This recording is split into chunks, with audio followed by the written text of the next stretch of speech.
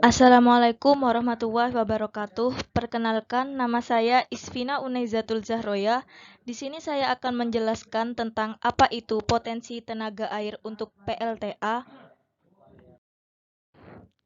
Berikutnya adalah rumusan masalah yang pertama, pengertian tentang air. Yang kedua adalah berasal dari manakah sumber-sumber energi air. Yang ketiga adalah bagaimana potensi PLTA dan mikrohidro di Indonesia. Yang keempat adalah apa sajakah kekurangan dan kelebihan dari energi air di Indonesia. Yang selanjutnya adalah tujuan. Yang pertama, untuk mengetahui pengertian tentang air. Yang kedua adalah untuk mengetahui sumber-sumber energi air. Yang ketiga adalah bagaimana potensi PLTA dan mikrohidro di Indonesia.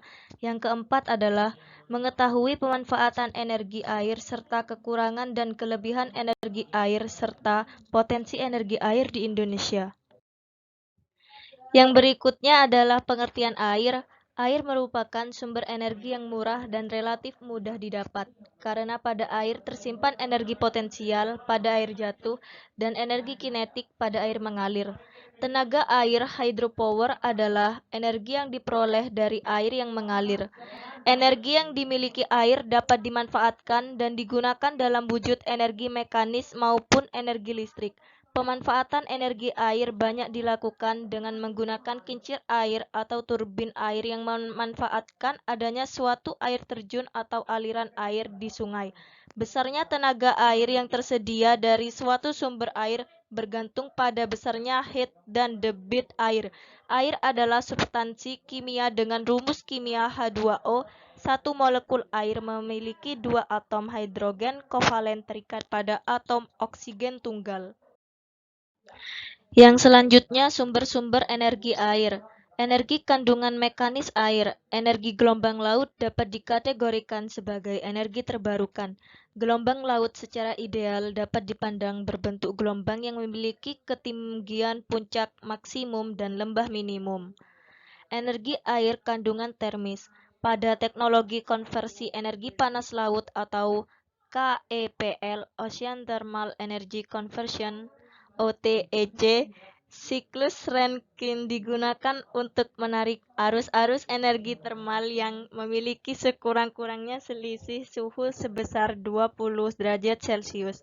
Pada saat ini terdapat dua siklus daya alternatif yang dikembangkan, yaitu siklus closed terbuka dan siklus tertutup. Yang selanjutnya adalah sumber-sumber energi air. Yang pertama, energi kandungan mekanis air, yaitu air terjun, energi pasang surut. Yang kedua adalah energi air kandungan termis, yaitu konversi energi panas laut. Yang berikutnya adalah potensi dan pemanfaatan energi air di Indonesia. Potensi air sebagai sumber energi terutama digunakan sebagai penyedia energi listrik melalui pembangkit listrik tenaga air maupun mikrohidro. Potensi tenaga air di seluruh Indonesia diperkirakan sebesar 75.684 MW. Potensi ini dapat dimanfaatkan untuk pembangkit tenaga listrik dengan kapasitas 100 MW ke atas dengan jumlah sekitar 800.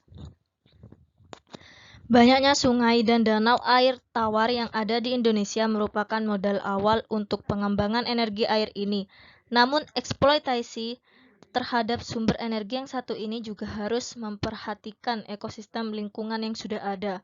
Pemanfaatan energi air pada dasarnya adalah pemanfaatan energi potensial gravitasi, energi mekanik aliran air yang merupakan transformasi dari energi potensial gravitasi dimanfaatkan untuk menggerakkan turbin atau kincir. Selanjutnya, pembangkit listrik tenaga air (PLTA). Potensi air sebagai sumber energi terutama digunakan sebagai penyedia energi listrik melalui pembangkit listrik tenaga air maupun mikrohidro. PLTA adalah salah satu pembangkit yang memanfaatkan aliran air untuk diubah menjadi energi listrik. Energi listrik yang dibangkitkan ini biasa disebut sebagai hidroelektrik.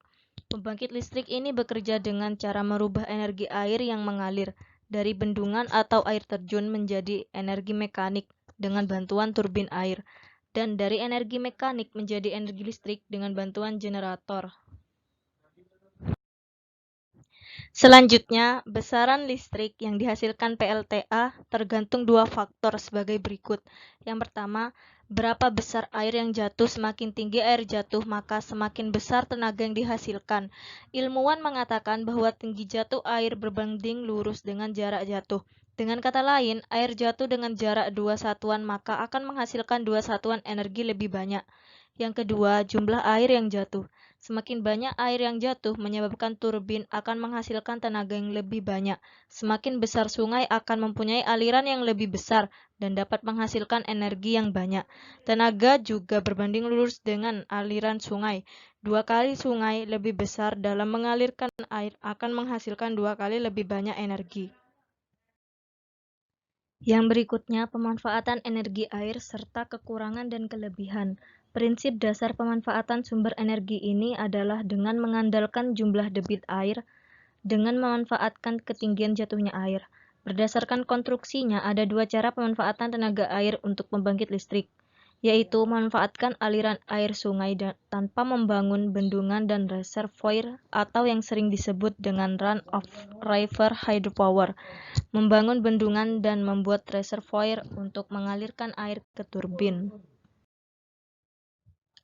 Turbin yang tertabrak air akan memutar generator dalam kecepatan tertentu, sehingga terjadilah proses konversi energi dari gerak ke listrik.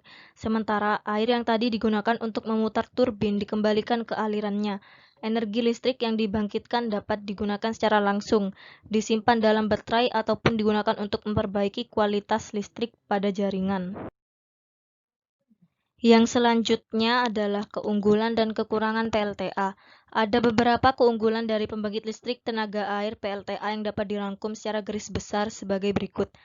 Yang pertama, respon pembangkit listrik yang cepat dalam menyesuaikan kebutuhan beban, sehingga pembangkit listrik ini sangat cocok digunakan sebagai pembangkit listrik tipe P untuk kondisi beban puncak maupun saat terjadi gangguan di jaringan.